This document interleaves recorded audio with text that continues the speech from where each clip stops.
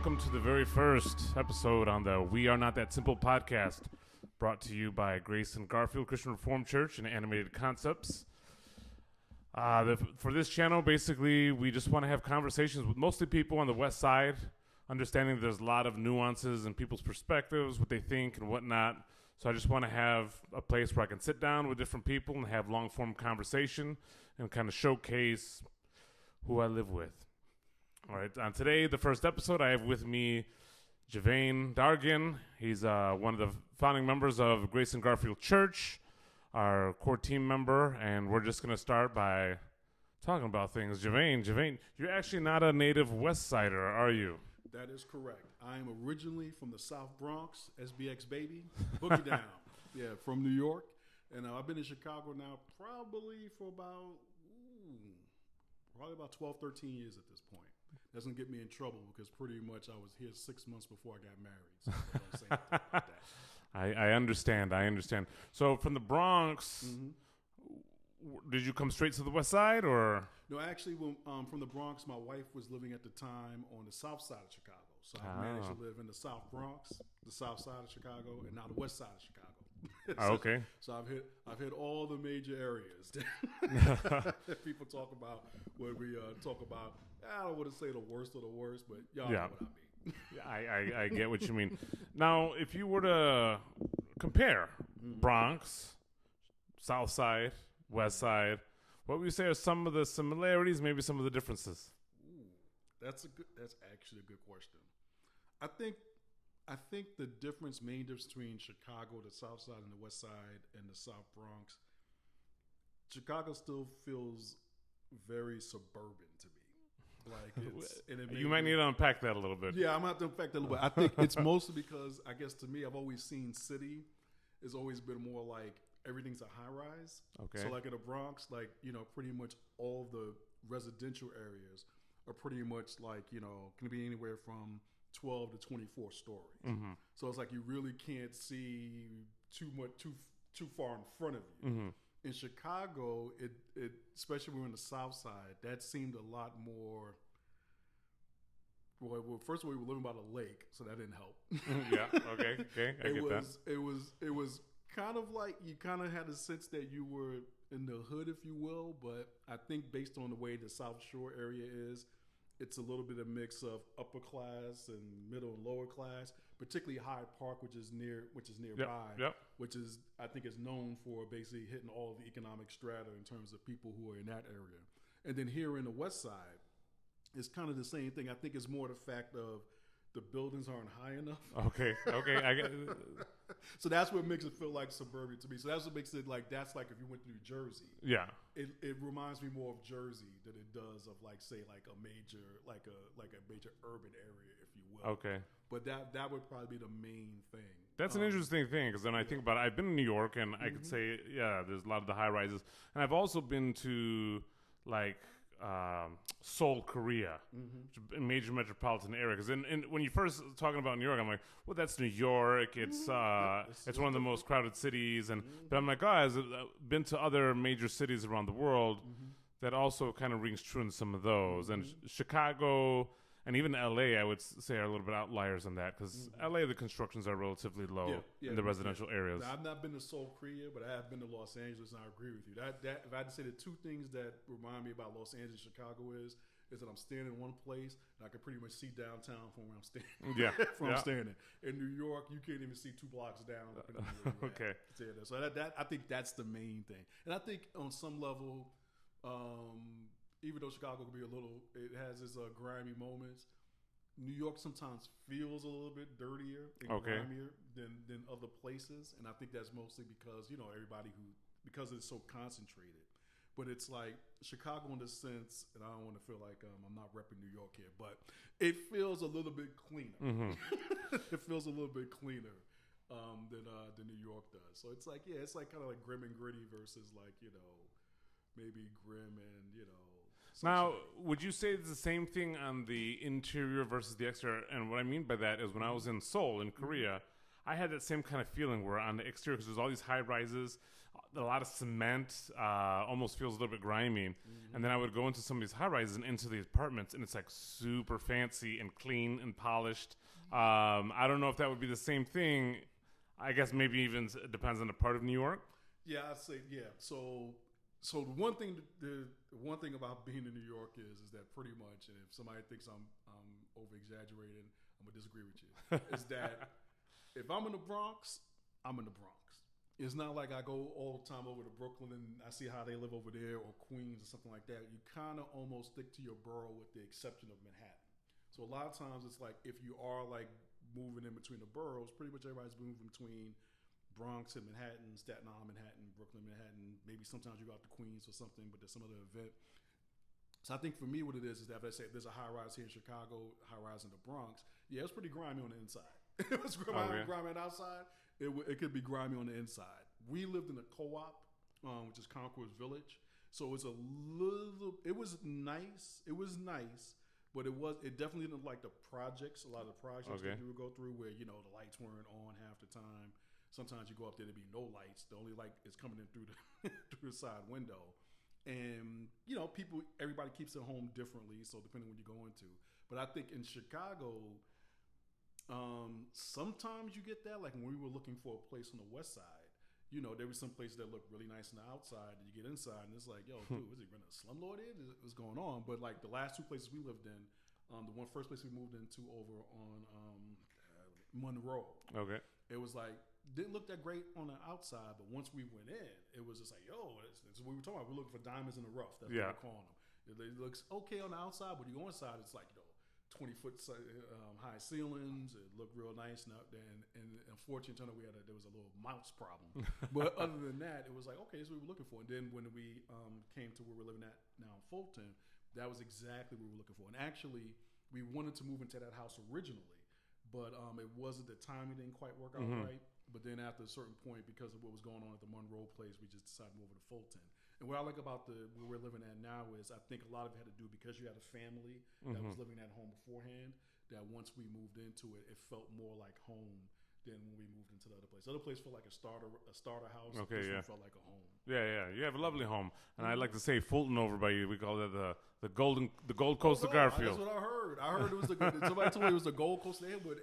And the reason for that is because where you look, especially from what I understand, trying to get my bearings here, on the south side of that block, the 3100 block, you have basically 3 to 4 families who have been there for like 20 years or more. So it's you have a real community there. And if I can name drop some people, you have like Bill Curry and his family. I think they've been there at least probably 20 years. You have Selby, who's one of our neighbors. I don't know his last name, but he's grown up. He grew up there, and he's a good-looking older man, but he's up there in years. There's Fred and Cheryl, our neighbors as well. They've been there pretty much all their lives and also own other properties in the neighborhood. So you have a group of people who've lived in that neighborhood who've kind of held it down.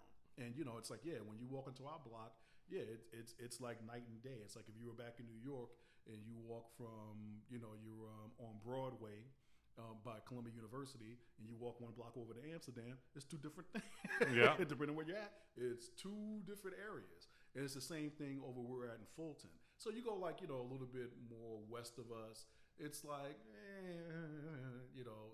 but there's some good families there that I don't know by name, but I know because I walk through the neighborhood all the time. Then you can go a block north of us, and a gentleman just opened up basically this art gallery, which is beautiful looking. He's done a really nice job with the green space. Is that Corey? Is that his name? I'm not sure. I haven't gotten a chance to. Is that one right on Kedzie? Yeah, it's that one. It's on Kedzie, and it's right across diagonally from Breakthrough. From Breakthrough. Then you look at Breakthrough, and you look at that center. And that's a funny one because it's like sometimes it can be a little dodgy on the outside, but once you go in, it's like, how can you not call it the state-of-the-art facility? And they've also got a women's shelter and a food pantry that are top notch. So it's like a little bit, there's like in our neighborhood, it's a little bit of a hodgepodge.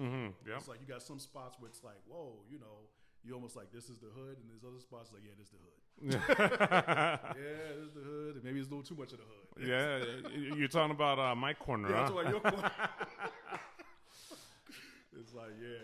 It's kind of like what they say about the weather in Chicago, just like wait 3 minutes. It's like, Chicago, just walk 3 blocks. Yeah, and it's always been an interesting aspect of the neighborhood is that every block has a different culture.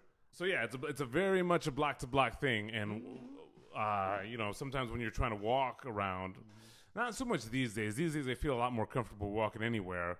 Maybe just because I'm older, but when I was first in the neighborhood, 15 years ago. You have these little zigzag pathways. Okay, don't turn right there. Keep going there, and you learn to navigate it. That's right. But yeah, it's a bit different now. That shifts a lot more because, especially in recent days, because so many people moving in. How long have you been there? And that Fulton? It's actually 'cause we're looking to buy the place. So yeah, we've been there 4 years now. 4 years. So we moved in May 2017. Now, have you? So when you actually guys moved in, Breakthrough Family Plex was already there because I believe that opened in 2016, or no? Was it?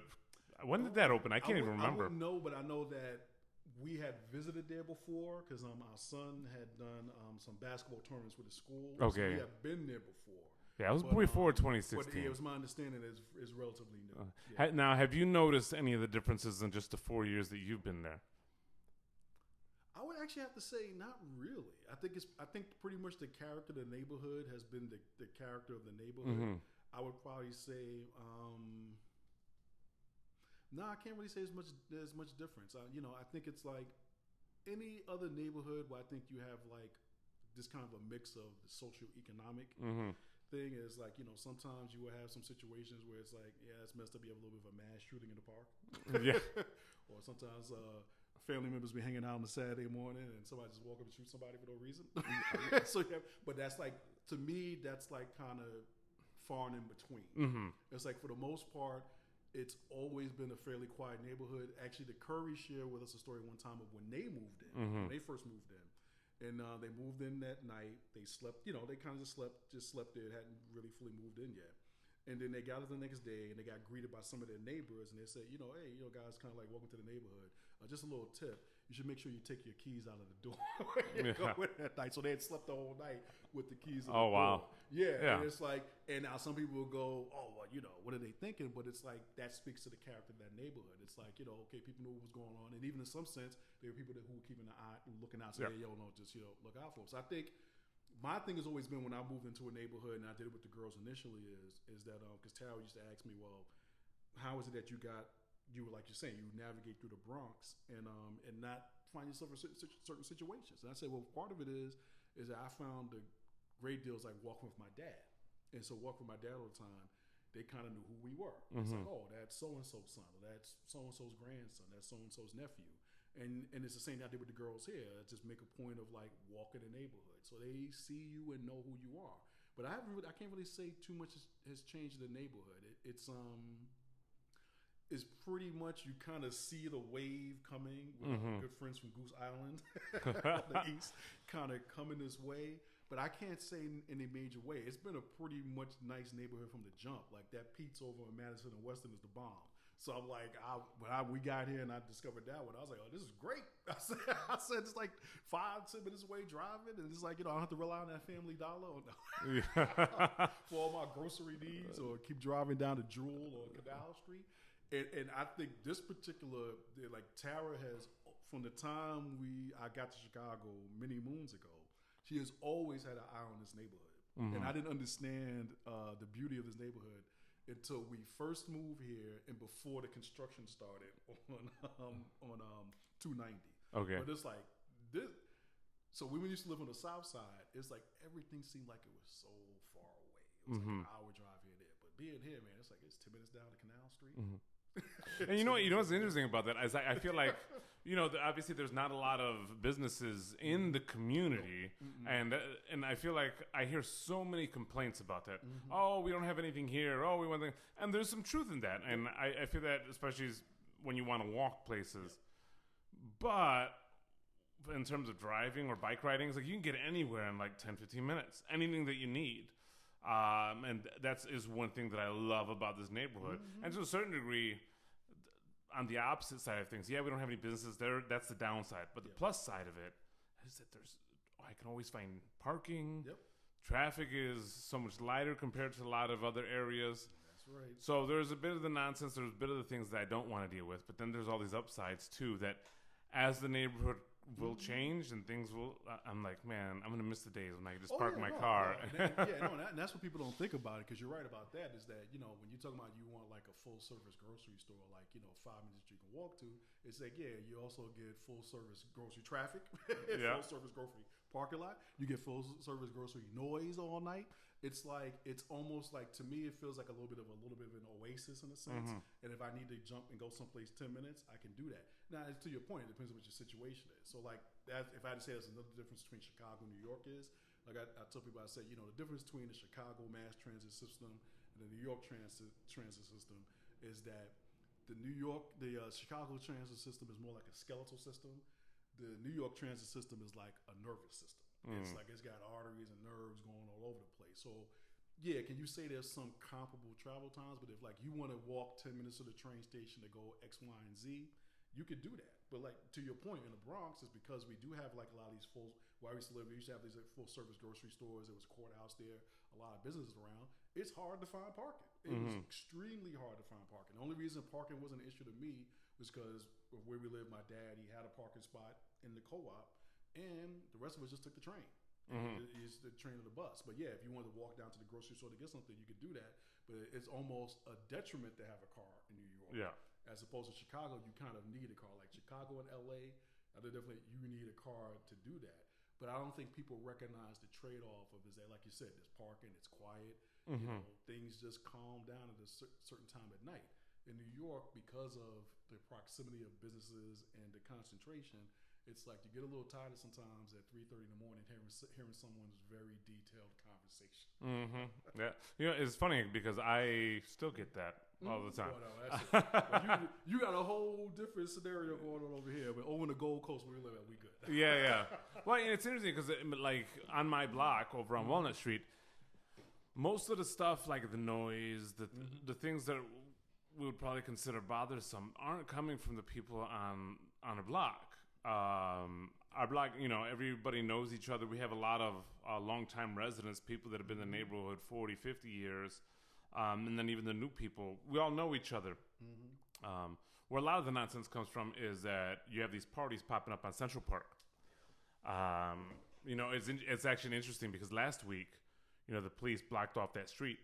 Oh, really? And I remember my wife and I, we walked over and looked, and man, people were not happy with it, really getting in the face of the police and blah, blah. But this has been a community, a lot of the residents, long-term residents and whatnot, have been calling police to say, hey, this has to stop. You know, some people got to go to work, and they leave the school with the alcohol bottles all up on the school. And so there's a lot of nonsense. And most of the complaints are coming from the residents. Most of the parties are coming from Elseworld. So they had that last weekend. This weekend they didn't. And go drive by the school and you see all the alcohol bottles. Because last night was another crazy party. Yeah, and it's weird how that worked, those dynamics work in the neighborhood. Because, like, for us, it's always like, it's hard for us to find parking on the street on Saturday night. Could not figure out for the life. It's like, it was just like all these cars would come out of nowhere. So, like, there is a B&B that's there, but it's like, it's not necessarily that's computer. But then we realized there was supposedly there's some kind of an establishment or a club or something that's in the area. So people end up parking on that block and walking over there because it's harder to find parking, I guess, nearer to the spot. And it's just like, yeah, you know, it's like, you know, like when last summer during the whole great disaster that we've all been going through, when that one Saturday or Sunday, it was a Sunday, a Sunday where we had the 3 o'clock, all of a sudden this 3 o'clock riot or looting, 3 o'clock looting, and you know, and I went and walked over there, and you know, my wife took a little exception of my neighborhood awareness, but I said there was a lot of people. I said I ain't never seen these people before. I said I have not seen. I said, you walk through, you don't know everybody by name, you don't know every face, but you get a general sense of like who you know is in the neighborhood. And it's like, yeah, I haven't seen too many like, you know, basically, how can I say it? Older, somewhat overweight gentlemen wearing Mets jackets and baseball caps in the neighborhood all the time. I'm just saying, it's like, you know, dude, it's like, I think I've seen you before if you were rocking that particular ensemble. Yeah. But it's true. It's like, you know, you have a thing where your neighborhood becomes your neighborhood, especially when you have longtime residents. So when you notice certain things going on, you're just like, nah, that's not a neighborhood issue. that's something else that's going on. And then, people have to be mindful. They have to be mindful of other people's communities. Because like, how'd you like if I showed up in your community every Friday night and party till 3 a.m. or Tuesday night? Yeah. Well, and I feel like what the pushback I often get is, well, that's just how this community does things, and I typically perceive that as just racist because there's black people partying on the corner. They must be from our community because our community is definitely African American. And I'm like, no, these people aren't from here. I mean, some of them used to live here. I'll grant that. I go to this bar around the corner every now and then, and most of the people in that bar don't live in the community. But there are people who did that moved away but still come here to have a drink. I mean, a lot of those people at that bar, older folk, they're cool. But again, these parties, I'm like, no, these just because they're the same skin color as the people that live in this community doesn't mean they're the people that live in this community.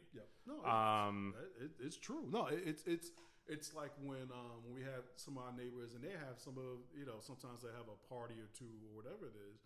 It's like, it's all your friends and relatives coming from outside the community coming in. And in some cases, they were dancing on my wife's car at one point. It's like, come on, guys, really? It's like, it's like, it ain't even like, it's not like this 6 days a week. It ain't like this for 6 months. Yeah. It's like, so you coming in and all of a sudden somebody's dancing. I got to come out there and say, hey, don't dance on the roof of my car. Really? It's like, and then you want to say that's how we do it. It's like, no, you don't. You don't. And the thing is, and if it was somebody from the community, chances are I could go to their daddy or their grandma or whatever and say, hey, your kid was acting a fool, whatever. I could talk to them, and they mouth off back to me. I know who to talk to because we all know each other in the community. And I'll go you one better. And the thing is, you wouldn't have to have that conversation because everybody knows that anybody in the community is going to have a party. They go down to the park. Yeah. Sorry, I don't know what to tell you. When I was in the Bronx, were there times when you have people in the community having a party, whatever? Yeah, but they would be in their project, down in the common area of their project. They would bring down their tables. Now, there's the tables, the 5-foot speakers and all that. And they were entertaining everybody in the neighborhood. But it wasn't like, like 50 people who don't live there coming into the neighborhood and raising the ruckus. And I promise you, if you ever did get back and ride back to their neighborhood, quiet as a mouse. Quiet as a mouse. It's kind of like when you talk to guys sometimes and, they talk about, nobody's going to do that to my sister, but they do it to everybody else's sister. Yeah. I have heard that often. Not my mama, but you ain't no problem doing that to my mama last week, though. So yeah, it's like you bring up the thing about the racist thing. It's like it is so easy to do that. Sometimes what I call it is when you just have a corner perspective, because having been a temporary victim of that at one time. Like I tell people, at one point I had gone away to private school, much like Will Smith in The Fresh Prince. And what I realized in the years that I've gone is that sometimes you're gonna have two perspectives. You're gonna either have a corner perspective or a cosmopolitan perspective. And this cuts across ethnic groups. It's like if you've grown up, like say, I'm gonna use like a real dated idea for this. If you're an Irish guy who grew up in Hell's Kitchen your whole life, a lot of times that's all you know. You know that community and you know those corners. So a lot of stuff that gets filtered into that is that you don't have the experience and exposure to other ethnic groups other than very specific situations, which are oftentimes more of a one person is an authority over situations. So like if you go downtown to the movie theater or something like that, you might run into this particular ethnic group, but they're there to basically make sure that you get your ticket, go inside, behave, and everything. And that's your only real interaction with that ethnic group. Or it could be the police sometimes, or it could be you go into a federal building for your job. And so you're never in a situation where you're living in the community with that person, where you're just hanging out. You just get to know each other. So for me, when I went away to school at Deerfield Academy in Massachusetts, that was the first time I had really ever hung out with knowingly with white people. And then what you start to realize after a while is, they ain't no different than you are in a lot of ways. They're no different than you are. And then what happens is you start to learn is that there are certain societal, systemic, institutional things that kind of dictate what your relationships are like and how you relate and perceive one another. So and that's one of the funny things about Chicago, because when I came to Chicago, everybody was telling me like it's the most segregated, like it's segregated.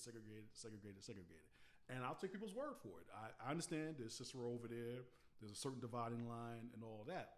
But what's been weird for me and my family, particularly my girls growing up, is that it's actually been the most cosmopolitan experience that I think they could have had, given what people describe it. Because like I said one time, we were having dinner with friends, I said, if 48-year-old Gevian were to go back in time to talk to 12-year-old Gevian and say, one day you're going to marry this black woman with a Spanish name. You're going to have 2 kids. You're going to have 2 kids and be raising somebody else's kid. And basically a Mexican neighborhood, and you're going to go to a Mexican neighborhood where the family who lives there is white to have Christmas dinner with a bunch of people of all different ethnicities. He wouldn't have believed you.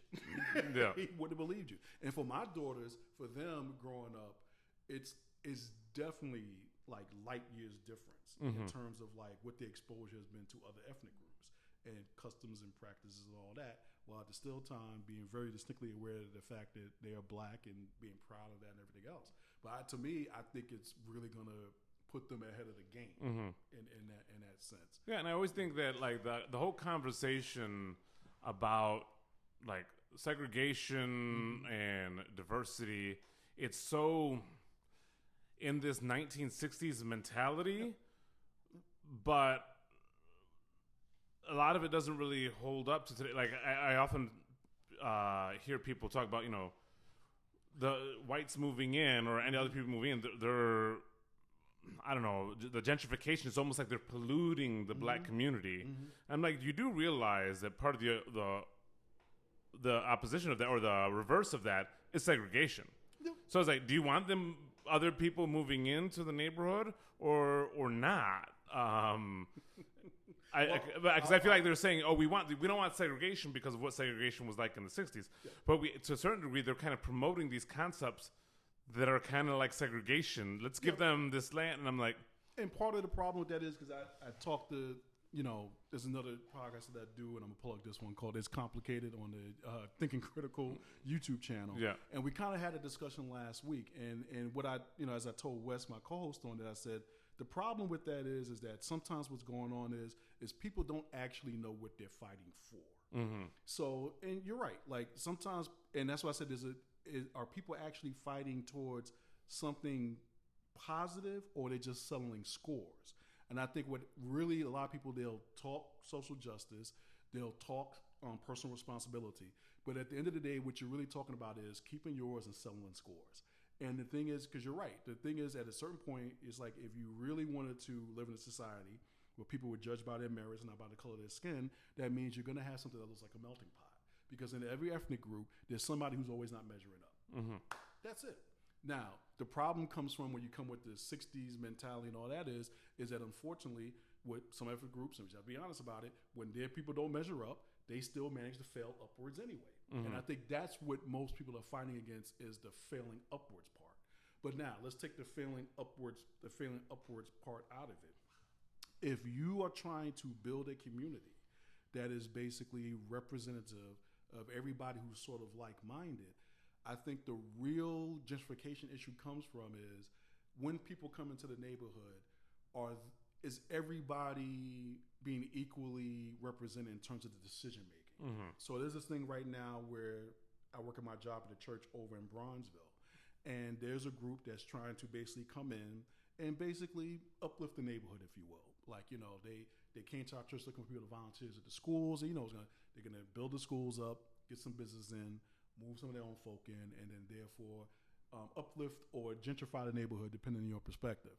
And I think there was one gentleman who was one of the pastors of the church there. He was very skeptical of it, and I think he was skeptical for a good reason because he's like, look, you guys will come in and you'll use everybody from our churches and our community to help get this all going. But when it's all said and done when the project is complete, in terms of the representation, it will not look like the people who helped to get it to that level. And what he really was saying is that there have to be enough stakeholders in this that look like us. And with that, I agree. So I think you can end up sounding like the segregationist, coming from a segregationist angle, if you're not really sure what it is that you're fighting for. If you're just saying you just want a bunch of middle class, black, white, brown, Puerto Rican, Haitian people in the neighborhood, they're cool. Then first of all, you got to go find a bunch of middle class, black, white, brown. And they're out there. Don't get me wrong. They're out there, but that's what you got to do. The other thing you can do, and this is why I'm a big booster of this particular neighborhood, this community, which is Inglewood.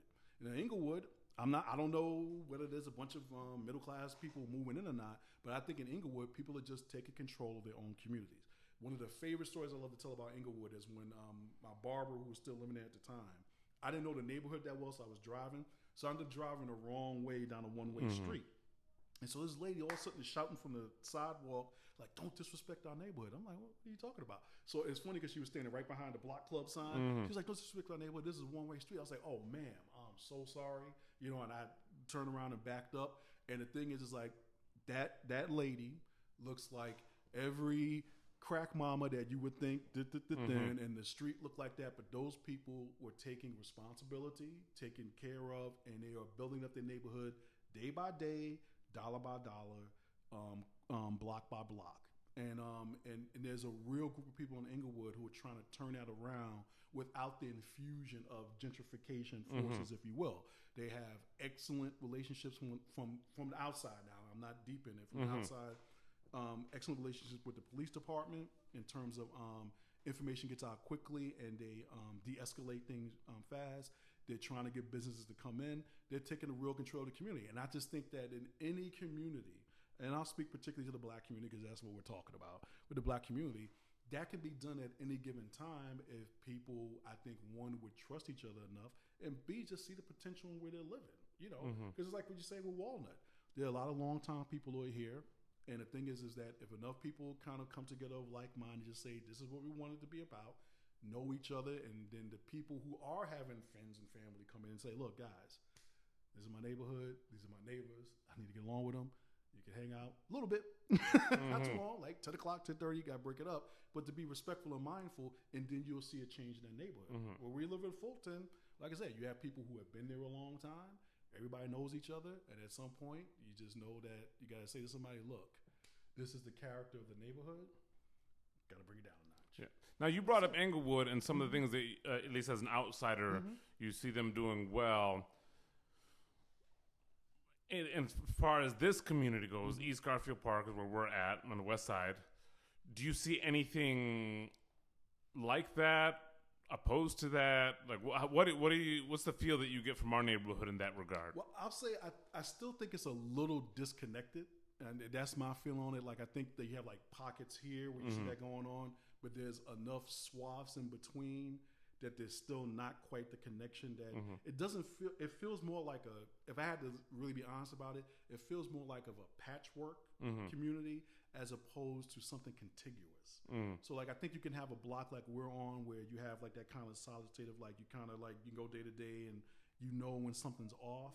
But if you went the next block over, I don't think those people on those blocks are necessarily connected, and they're definitely not connected to us in any way. Because I even like would say like with Breakthrough, I think when you look at Breakthrough, you can tell much like when your neighborhood, these are people that when things are going on sometimes, they're coming from all over the place from outside of the community. Like, you know, maybe they're coming more from Humboldt Park. Like when they had a dog event there about 2 summers ago. And it was like, you know, it was basically a bunch of white folk with their dogs coming to get their nails trimmed and all that. And it's like, I'd highly doubt that most of them just walk 3 blocks over to come over to the dog event. And that's okay. There's nothing wrong with that. But I think I don't see that because I think with at least with that Inglewood community, it seems like, and I would, you know, I support the community organization, at least one of them. Rage, it's called Rage, Residents of something Greater Inglewood, Residents Association of Greater Inglewood. So I support that. I meant to make my way over to, they had their first music fest yesterday, but I couldn't work out the time to get over there. But I think with them, there's a much more concentrated effort because they were making YouTube videos. That's how I found out about the neighborhood and started following. There was a lady, she was making YouTube videos about 6, if not 7 years ago, and just really kind of pouring her heart out about the neighborhood. So that's how I got connected to the Rage group and just following Facebook and things like that. But I can't say that I see with East Garfield that's going on right now. It feels a little cookie cutter. Towards I definitely get that feel because it's like, I mean, when I even think of just the Christian organizations, because people are like, oh, you know, you're doing this church. Do you know this person? I'm like, yeah, I've actually known that person for like 20 years. Oh, and there's this person. Oh, yeah, I've known that person too. And there are all these churches, organizations, Breakthrough, one of them. And we all know each other. Are we actually doing anything together? And it's maybe not. We're doing some things together. But like you said, it's a little bit cookie cutter. There's not a unified vision. There's not even a unified understanding. Like with some of these people, like the Currys. I'm just Facebook friends with the Currys. I've known who they are for a long time. I don't really have any kind of relationship with them. I know what you mean. And I don't know that that's necessarily problematic. I probably just haven't thought about it enough. But there are all these places where there isn't a unified community. Yeah, no, it's not. So it's like, you know, the fact that I think it's like everybody kind of knows what the community is. They know the makeup of the community. Like everybody kind of has a very distinct opinion about is it Walnut? Like there's the street like maybe 2 blocks down from us. Everybody has a very distinct idea of like, you know, that's what that street is and ain't nothing gonna change. That's you know, the beer grocery store place that recently got closed down is like, you know what that is, but they're not gonna change. But in terms of there being like you said, a real sense of community or moving forward as a community, there really isn't that sense or that feel or direction at all. Have you seen that thing in your Facebook feed that comes up? I think it was C4S. No, it's the new development that they're trying to get going on Fifth Avenue, I think. Yep. And it keeps saying, it comes up in my feed, and I don't follow them. It's just comes up, or what would you like to see in East Garfield Park? Yeah. And you ever read the comments on there? I mean, it's very reminiscent of some of the community meetings I've been in. What do you guys want to see? Yeah. And everybody's like, I want this. And somebody was like, no, that's stupid. I want this. And no, because there's no natural constituency, and that's what the problem is. So because there isn't like, it's hard with those community meetings because I've been to a few of those. I've been to a few of those in my life, especially on the South Side. And unfortunately, what happens is you get a bunch of people who come together who are like-minded in one thing and one thing only, which is I want the neighborhood to be better, and that's where it ends. Because now your definition of better usually is completely different from what the other person thinks is better. And a lot of times, now I'm not going to say for me personally, because to me, I think of more the whole community, how to be involved, but there's always like a good half of the people in there, which they feel like that for them to get better, somebody else has to go. It has to be exterminated and stamped out. That until we get rid of this problem here, this ain't never going to happen. So you don't, in the aldermen, you know, and sometimes I don't know whether to blame them, but I will blame them. That's why we'll blame them or not. They're not coming to it with a sense of what their own community is. So they're not coming to a sense with what's the consistency in the community and what it should look like. And then the other thing you realize, and especially was over in the South Side, I'm glad that we used to live over on 67th South Shore. There was a point where there was a grocery store. It used to be, I think it was a Dominic's. I think it was a Dominic's. I don't think it was a Joe Dominic's at 71st and Jeffrey. That was the neighborhood grocery store. Dominic's went out of business, of course. And it turns out that the person who owned the property, was his landlord who lived out in L.A. And she was just acting a madman. She was just like, people would drive up, and normally you would drive up and park in the parking lot with where the grocery store is at. Then you would walk over to the Walgreens because it's right there. You buy something before you go to the grocery store, and it wouldn't be a problem.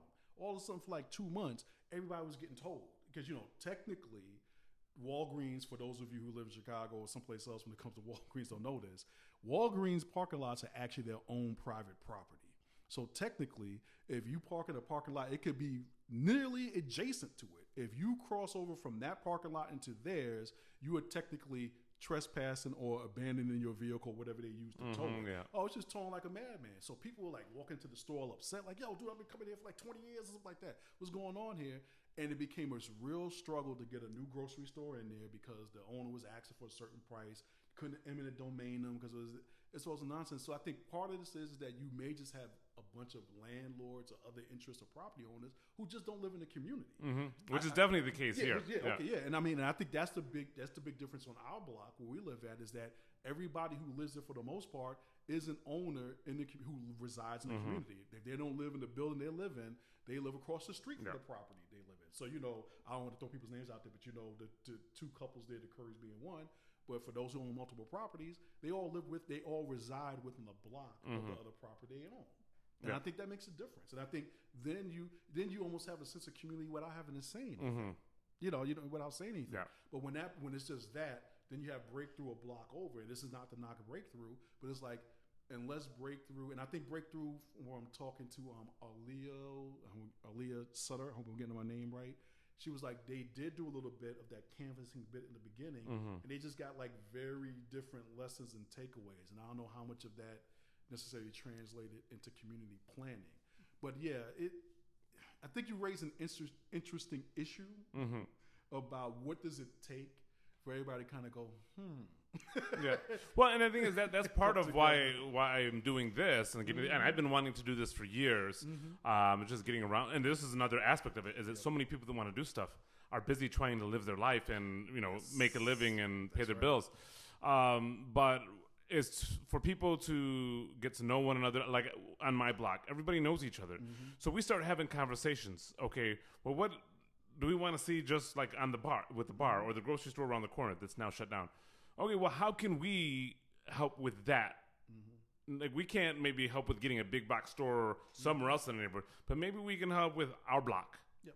And then from there, if that other block is doing what they're doing in their block and they're helping there, and we've got our block on lock, well, then maybe we could just work with that other block, not the whole community, but with that block, and then maybe slowly we can start building this infrastructure. So I feel like what happens is a lot of people come in, and Garfield Park, if you're somebody that only knows how to own a home, like me, I just know how to own. I bought an investment property. I'm getting ready to sell it because I'm like, I suck at this owning other properties type stuff. I just don't have it. But if you're that, and I feel like there's a lot of people that are like me with the skill sets that I have, which are very limited.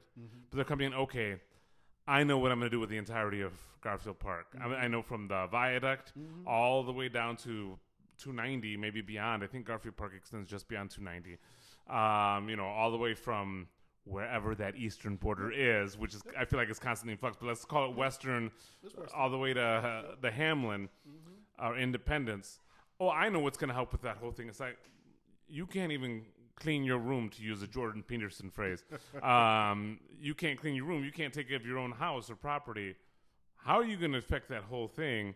And so I'm like, okay, maybe let me focus on my block and working with my block.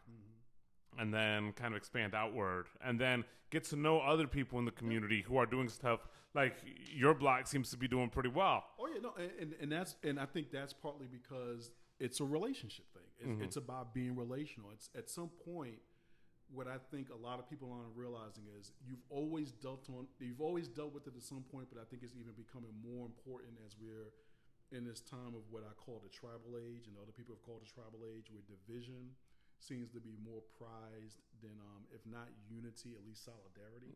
Like I had this discussion with people all the time. They say, well, we got to have unity. I said, well, you're not going to get unity. I said, good luck with that. But you can't get solidarity. Yeah. You can't pick 2 or 3 things and say, yo, this is really important to us, and work from there. Well, because it seems to me that tribalism seems to be part of the human condition. That's just kind of what I think. But the problem is that we have all this tribalism, but no real tribes. Oh, no. But it's tribalism based on the sense of it's just pure competition. For the sake of competition. Yeah, but I guess what I'm kind of getting at is that we're trying to be united with people that aren't even in our proximity. Oh, no. And so, like, if you think of a tribe, right? The way a tribe works, you have all these people, family members, and extension people, and some of them you can't stand. Yep. Like, I know we probably have family members, close friends that just drive us crazy. Yep. But at the end of the day, they're family. We can't get rid of them because they're part of our tribe. Yep. But if our tribe is so far away, it's like, technically they're not really our tribe, but we still have that tribalism mentality. Oh yeah, no. And so and that's kind of what I'm trying to flip is, what if my block was part of my tribe, and all my neighbors are part of the tribe, and so that when I'm feeling the tribalism aspect in me, but now they're also included, because I feel like there's so many of us that have our tribalistic ways, but none of the people that live around us are actually part of that tribe. And that's why I think that's why relationship has to be the key to it, because you have to, because in other words, it's you have to find the things that you all uniquely, I would say, probably in a sense, and almost in a sense universally care about, which means it's not like there's gonna be 10 things that are out there and you and I are going to agree on all 10 of them. Sometimes it's just 3, because we have been operating in society, and let's just be honest about it, where communities just disintegrated. You can't go from, when my parents moved from the South up to the East Coast, pretty much everybody on my mom's side who came up here came to Teasdale Place. There was a place in the Bronx called Teasdale Place. So you went literally from Maryland, went to Teasdale, lived there for a bit, and then you kind of migrated to different parts in the Bronx. With my dad, it was like pretty much everybody from his family came from South Carolina to basically like 135th and Lenox, like around in that area. And they kind of so you had a sense of community that was built on family, and it seemed like pretty much like in the 80s going forward, as everything in society became me, centered on me. Now what happens is you go to the place that works best for you. So you go to that place, you pick this house. It doesn't matter what my neighbor on the right thinks or what my neighbor left thinks. This is my spot, my stake, I take it. So now what happens is your tribe is all the way over there now. The people you have common cause with is all the way over there now. The people around you don't know anything. And then what's made it worse is now with social media and interconnectedness, I don't have to know you to feel connected to my tribe. So my point is that if in this tribal age where everything is not only divided, but that division is enabled by technology where you can belong to a tribe that really doesn't make sense because that tribe can make no action going forward, affect nothing around it because you don't have the one thing that counts, which is numbers in the real world. The physical space, not the internet space. So in the internet space, now you're going to like this one, you can cancel people all day long because all you got to do is find one page or one post to focus around or one website to go bother somebody and have at it, Hoss. But if you want to do that same thing with the same group of people to the local place down the street, if your whole canceling tribe or even your social justice tribe is scattered all over the United States, much less the world, it's harder to motivate people to do that. And then even the people who are in your proximity who might have similarities with you on that one thing, they'll come out for that one thing and they'll be like, whoa, I didn't show up for the rest of this. I've been to plenty of police protests. We'll go down for the protest. And I'm not saying this is necessarily unique to this time in history. It's been before. But you go to the protest thinking there's one thing, and the next thing you know, there's two guys going out with chains and locking the front door to the police headquarters. Hey, whoa, bro, I ain't signing for all that. So we came out here to say our piece, bring some attention to the issue, and keep it moving. Now, you up here taking direct action, and now we all end up looking like crazed Black Lives Matter protesters. So it's really a relational thing. So now, as we talk about the neighborhood, it's like with all due respect, me, all my neighbors, we can do Fulton, 3100 block of Fulton, and just be just fine. And except for the occasional spillovers that do nothing. You could be over here on Walnut and nothing don't move for anything because it's like you're on Walnut. These invaders just keep coming in. So until we start developing those relationships between each other, where it's not only it's kind of like what happens to me, what happens to you, and we're going to respond in unison to that. You're not going to get that sense of community formed. That's why I think with Inglewood, if I had to hazard a guess of what happened there were just a bunch of people in that proximity to each other, not necessarily blood relatives, didn't have any connection. They just said, this is my home, this is my neighborhood, I'm going to do something about it. And they came together, congealed, and unified around that one thing. When you go to a lot of these community meetings, there isn't anybody coming in saying, what's my interest? And also, what's the interest of somebody else? And what can we do so that I'm looking out for my interest of someone else? It's just like you said, how do you make the neighborhood better? Well, this is the way they're going to make the neighborhood better. Like you said, never took a community planning course in their life with it, but I believe this is what it is. And there's very little listening that goes on in it. So you're almost, and in some of those meetings, people now when they do it, right? They come in with their block already there. So they got their 40, 50 people in there. And anytime somebody says something, and the alderman's sitting there, wait a minute. When we had the last community meeting, I heard 15 different things. And sometimes they bring in ringers. When we were in our condo association.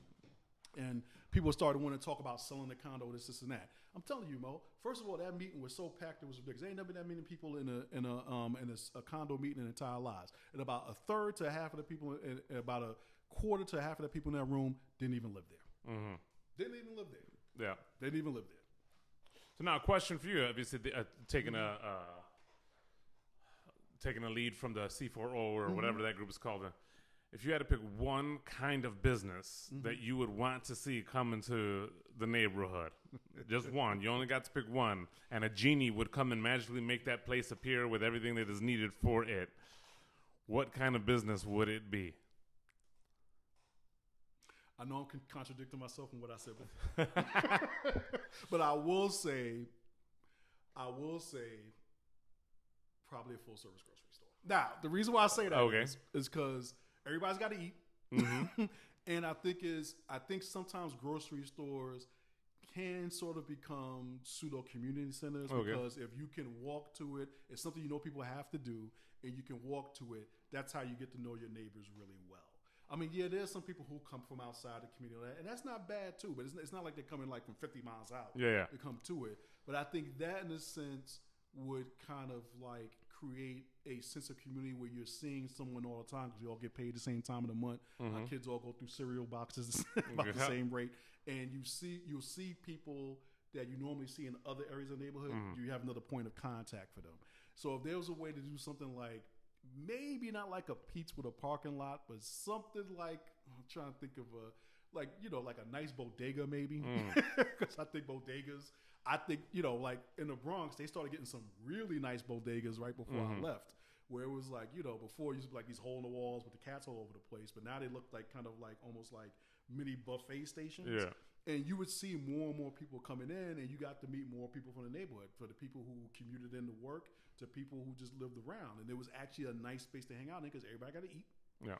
And everybody knows what they're there for, and you get to see those people on a regular basis. I got to know a lot more people in my neighborhood once the bodegas kind of stepped up their games to more like become more like what do you call it? Like, I guess a convenience store, a convenience store. It helped. It helps. That's the one thing I would go, because I do understand what people are saying. That, and I would say particularly in Chicago. It's like when I first got to Chicago, it was over in the South Side, and I would have to go to the grocery store for something. A 10-minute drive is a hell of a lot different than a 30-minute walk there and back. Yeah. It's too different. It's like I would take my grocery cart. Sometimes I take the girls in the stroller. And it's like, yeah, man, I wish I had a car. Yeah. Yeah. But that would be the one. If I had to say that's the one business I would say I would have. All right. Yeah. All right. Well, I think we'll wrap it up there. All right. I'm sure we'll do this again sometime. Most definitely. But thank you very much, and then we'll see how this turns out. Yep. We'll see how it goes. All right. Thank you. Thank you.